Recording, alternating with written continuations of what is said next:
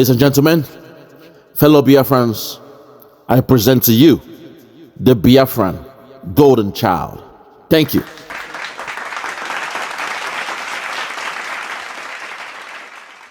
Good morning, good afternoon, good evening, depending on where you hear my voice from. Yes, once again, I'm, mighty glad, very glad to, have the opportunity to interact with us via the Biafra Superstar Media. Yes, I'm really elated, super elated, to talk to my fellow Biafrans, to interact with them, and to reason together with them. It is always a thing of joy when we bring up issues and latest happenings within the United States of Biafra concerning the re-declared sovereign United States of Biafra. So, ladies and gentlemen, it's a pleasure, great pleasure to have the opportunity to interact with you today. Yes, this today's audio is a very important one because we are highlighting, yes, what American military veterans of Igbo descent, otherwise known as AVID, American military veterans of Igbo descent. We are highlighting the caution, they are giving to Southeast governors, yes, about possible U.S. sanctions due to their alleged role in the prolonged detention of Nnamdi Kanu'S, leader of the indigenous people of Biafra.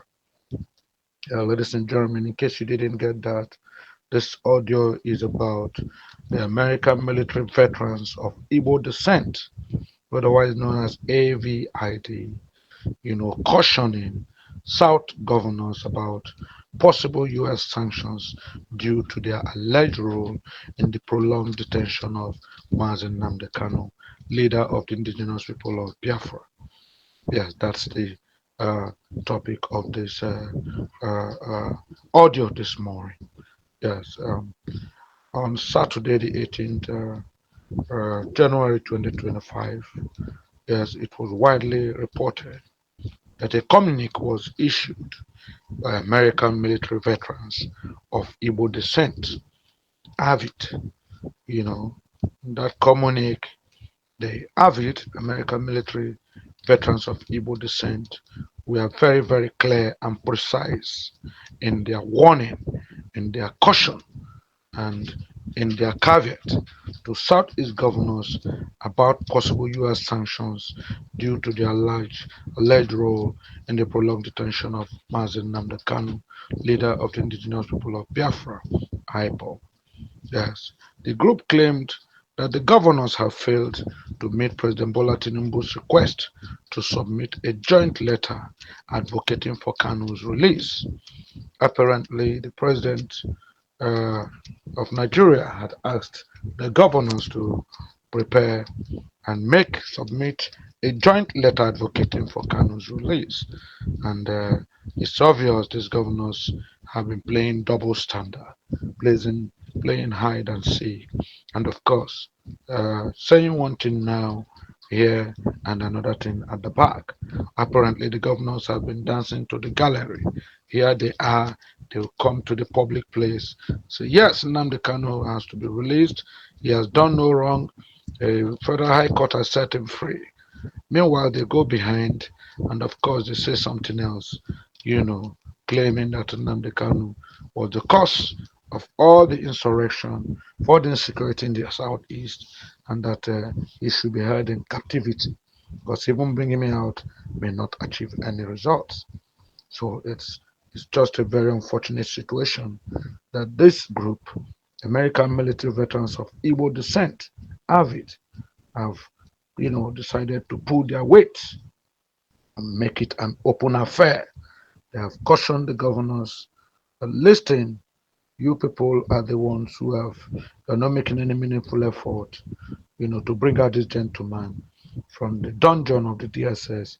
You're not making any meaningful and realistic effort to free the man. What you're doing is just beating about the bush. Yes, claiming one thing and doing one thing. You guys are saying a lot of things, but you don't walk the walk. You say you want Kanu out. You say you have it on authority that Kanu will be out. But at the end of the day, you don't walk the walk. You talk the talk, you don't walk the walk. So they have it. American military veterans of Igbo descent have it, comprising retired and serving Igbo military personnel in North and South America, describe the governor's inaction as a serious concern. Yes, they warned that this could lead to sanctions under the U.S. Global Magnitsky Human Rights Accountability Act, which penalizes human rights violations. Potential penalties include travel bans, asset seizures, and restricted financial transactions in the USA. The veterans urged the governors to prioritize efforts for Kanu's release, highlighting that a Nigerian appeals court had previously declared him not guilty. Why should he still be in incarceration? No matter, no matter whose ox is God. Yes. They also called on President Tinubu to fulfill a pre-election promise allegedly made through his son to release Kanu. Of course, we also that before the elections, President Tinubu's son had assured Kanu's younger brothers and family that, of course, let my father win the elections. Let there be support for my father in the elections. As soon as he wins, we are bringing, orchestrating every move to bring Nnamdi Kanu out.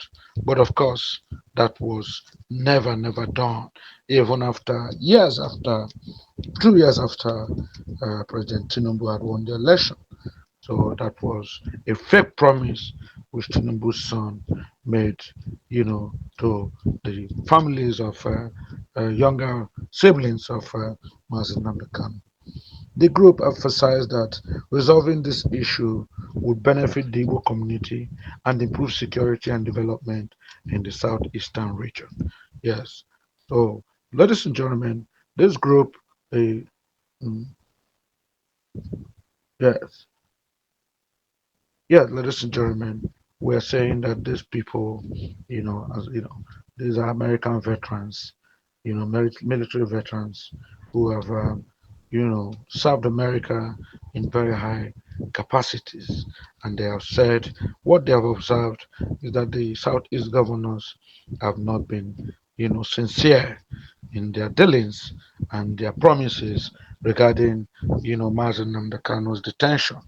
He said, after all, they have come to find out that it was actually the Southeast governors that created the forum that appealed to the President Muhammadu Buhari leadership then to prescribe IPOB and therefore create the opportunity for everything about IPOB to be regarded as felony, to be regarded as insurgency. That was why the Fulani cabal was able to, penetrate the southeast and commit all sorts of atrocities. Yes, spilling innocent blood and eventually making the southeast ungovernable.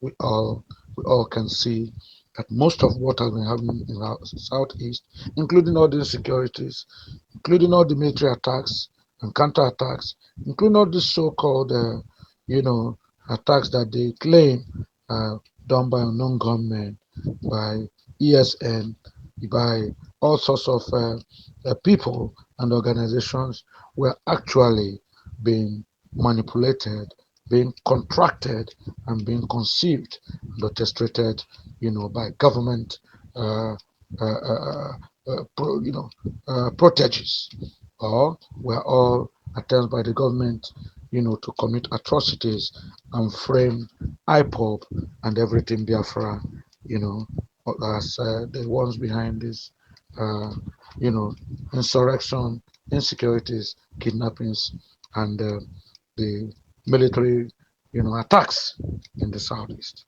So American military veterans of Igbo descent have cautioned Southeast governors about possible US sanctions due to their alleged role in the prolonged detention of Mazen Nnamdi Kanu, leader of the indigenous people of Biafra, IPOB.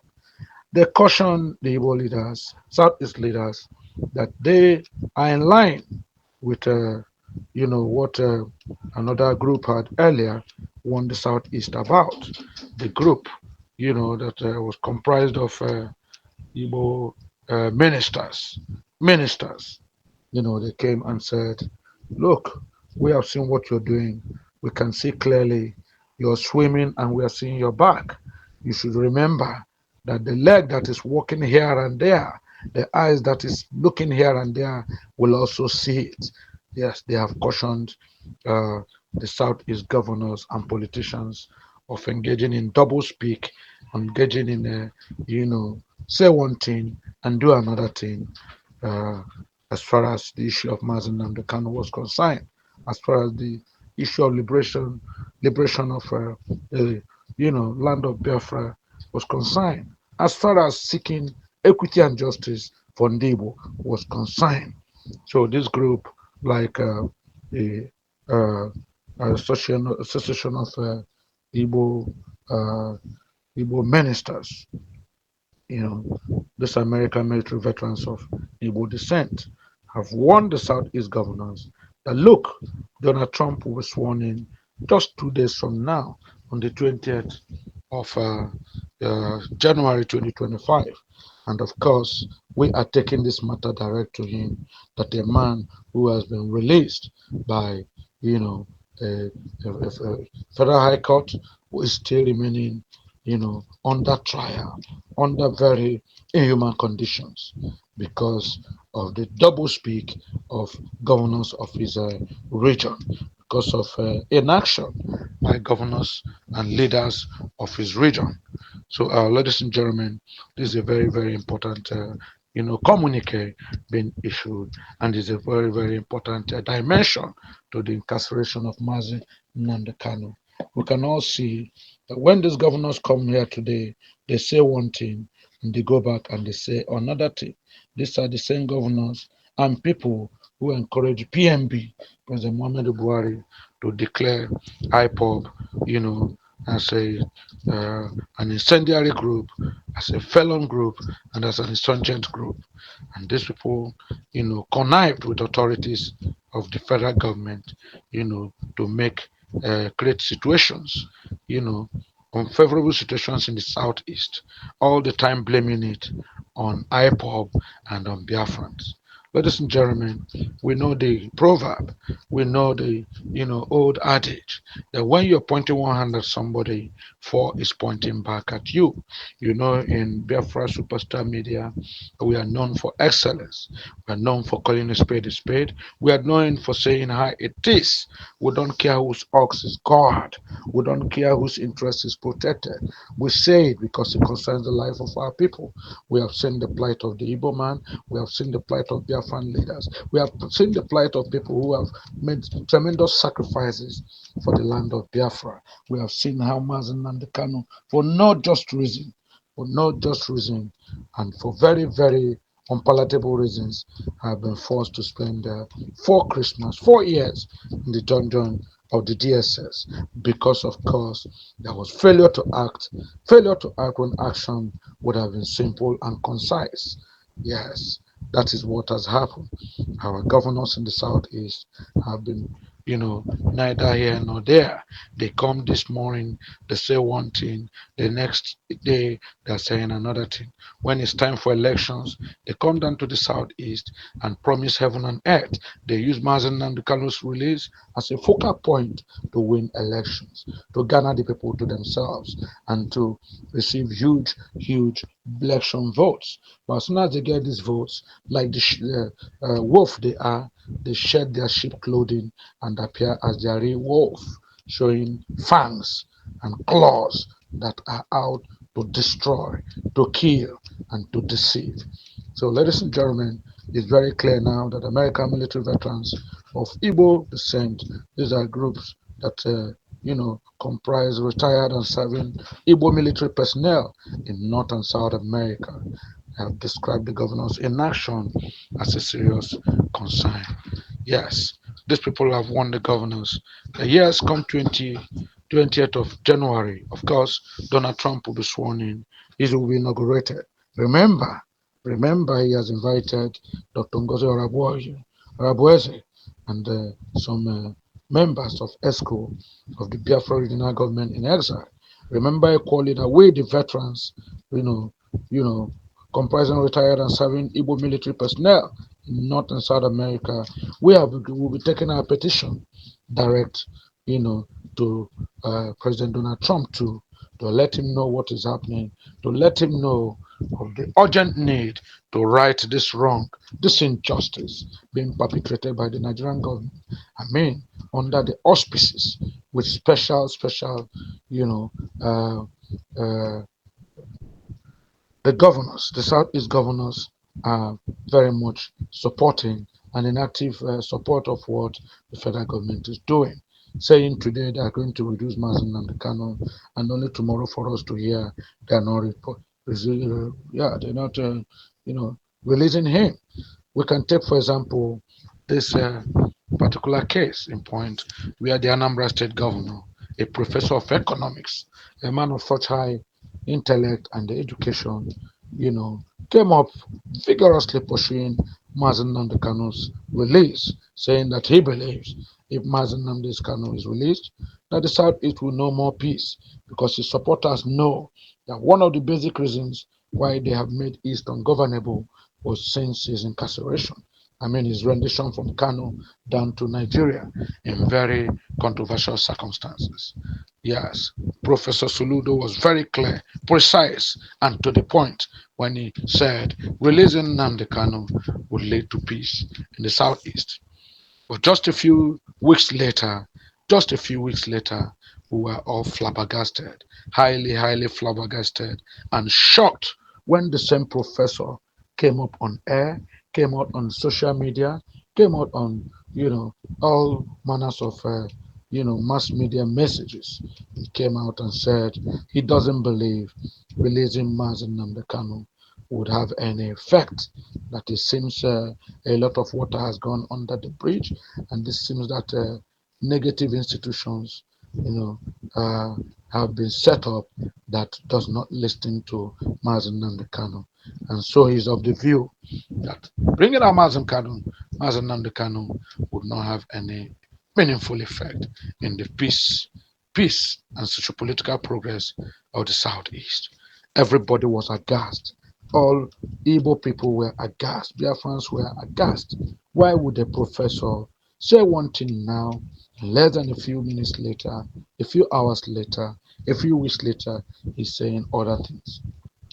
This is where these American veterans, comprising retired and serving Igbo military personnel in North and South America, have, anchored their caution and their dismay following what the Southeast governors are doing, using Mazen Nnamdi Kanu's incarceration, you know, his incarceration to uh, use it to garner votes, and at the same time, as soon as the votes are gotten, they throw everything about Mazen Nnamdi Kanu into the dustbin as good riddance to path rubbish. That is totally unacceptable. And so, my fellow Biafrans, the die is cast. Donald Trump will be inaugurated on the 20th on Monday. Yes, and effective from then, he will be the president of the number one country in the world. And of course, these our brothers, American military veterans of Igbo descent, avid, have insisted that the first thing they're going to do, the first petition they're sending to Donald Trump would be what the southeastern governors have aided and abetted, the Fulani cabal, first, and then, President Bola Tinubu to continue to, incarcerate an innocent man, a man who has done nothing, a man who preached peace just because he's of Igbo extraction, just because he's a Biafran. Yes, they have won the Southeast governors. When we take this petition, yes, there will be dire consequences. There will be dire consequences, and this could really affect your people. They have warned that this could lead to sanctions under the U.S. Global Magnitsky Human Rights Accountability Act, which penalizes human rights violations. And they said the potential penalties include, travel bans, asset seizures, and restricted financial transactions in the U.S. This will be very unfortunate for each of the Southeast governors, because of course we know they have moved a lot of money from their states. They have moved a lot of money from the coffers of their region, and they have gone to stash these things overseas, including America and other developed countries. They know that Donald Trump has insisted there will zero tolerance for bad governance. There was zero tolerance, for uh, insurgency. There was zero tolerance for lawlessness, and any infringement of human rights and privileges will be totally frowned upon by Donald Trump. So this is a clarion call now. We're calling on the Southeast governors, make hay while the sun shines. You still have a few hours. You still have a few hours before Donald Trump is effectively, sworn in and inaugurated. This could be your only chance now to avoid, the hammer, to avoid the sledgehammer of Donald Trump when this American uh, uh, veterans, veteran military, paramilitaries in America would go to meet Donald Trump and table this grievance. I think our governors should be ashamed of themselves. I can't imagine people who are so highly placed, people who got such heavy appointments to superintend the affairs of their states, of their regions, refusing to do the needful, deceiving their people, and every time engaging in double speak. It's a complete anathema. It's a complete disgrace.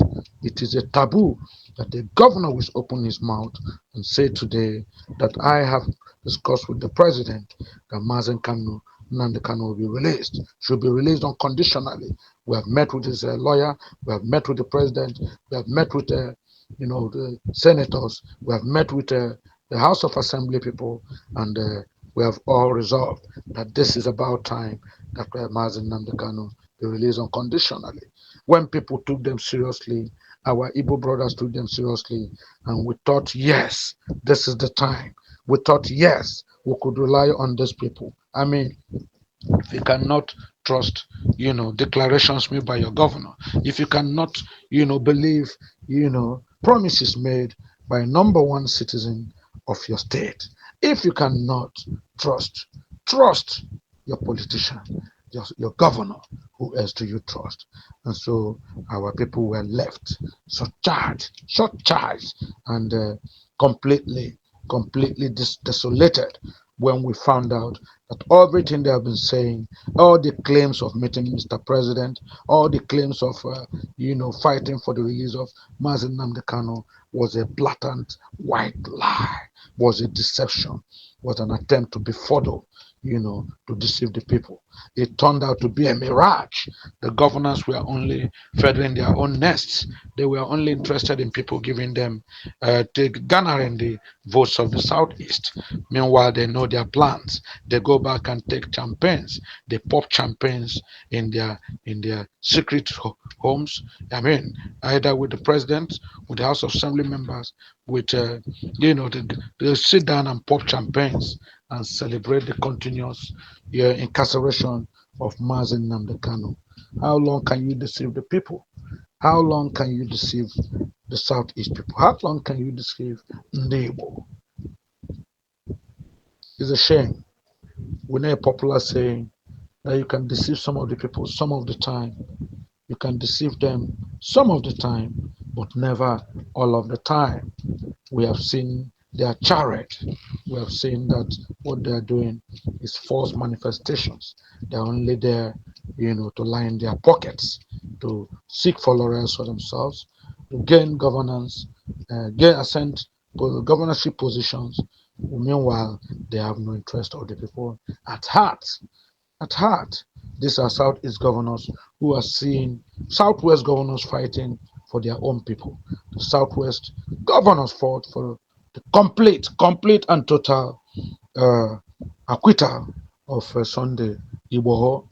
The northern governors Northern Governors Forum fought vigorously for Mete Allah, for Boko Haram, and for all the insurgents that have continued to cause, heartbreaking, heinous problems in state of insecurity in the north, making north ungovernable.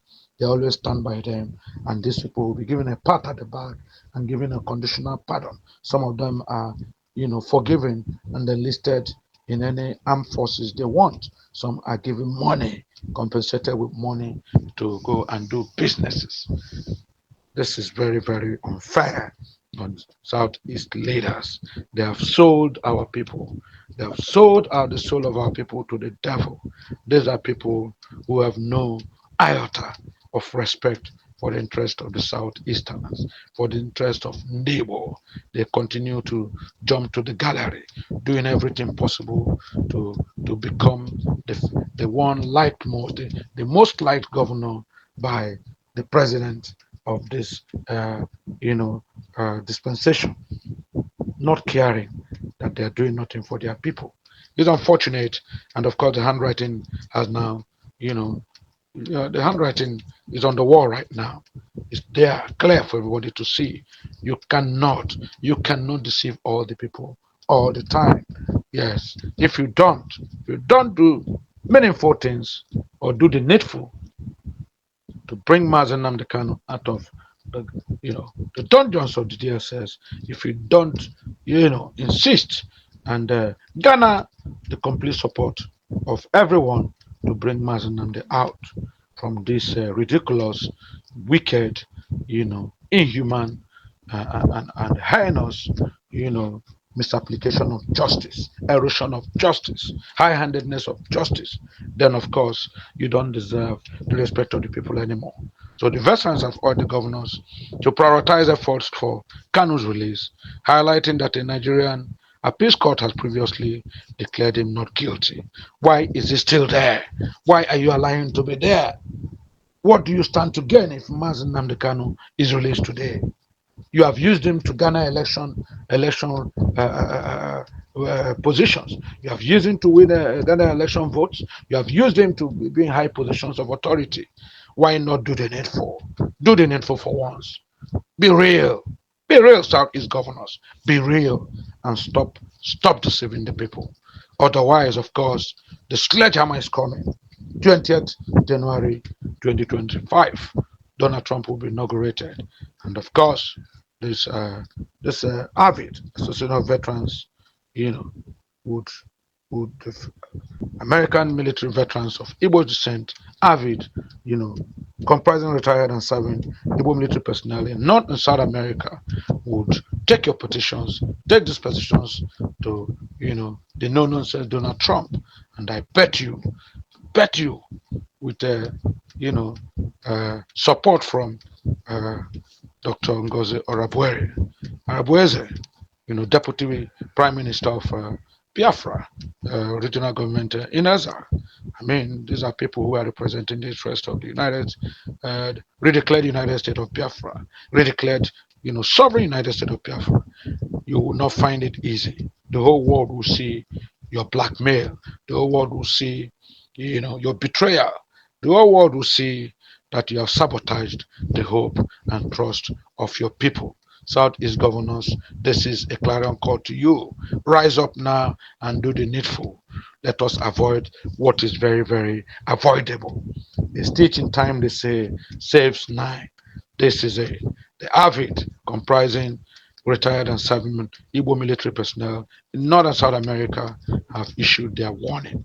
They've issued their caution. They've issued this caveat, to Southeast governors. But listen, don't blame us tomorrow.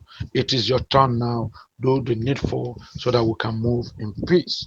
Make sure you prioritize the release of Mazen Nnamdi Kanu. Otherwise, you will be sorry.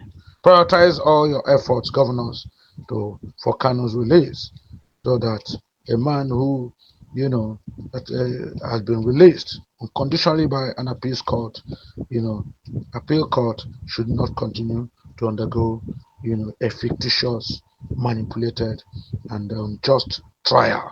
in the Supreme Court. They have called on President Tinubu to fulfill a pre-election promise, allegedly made through his son, to the family of Mazi Nnamdi Kanu. Yes, this is the last chance you might have. This is the last chance. This may not come peacefully again.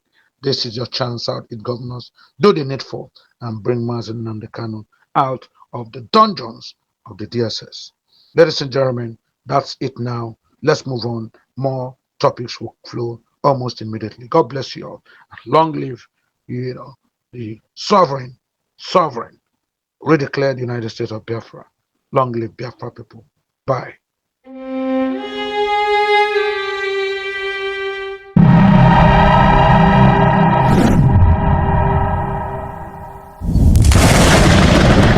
Biafra must be restored, for there is nothing the enemies can do about it. You brought Biafra that light may come into Africa.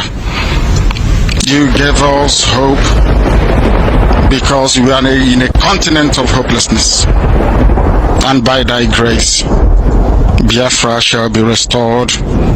We shall be resurrected. We shall crown our efforts with the glory by the grace of the Most High Himself. We are not strong. We do not pretend to be strong.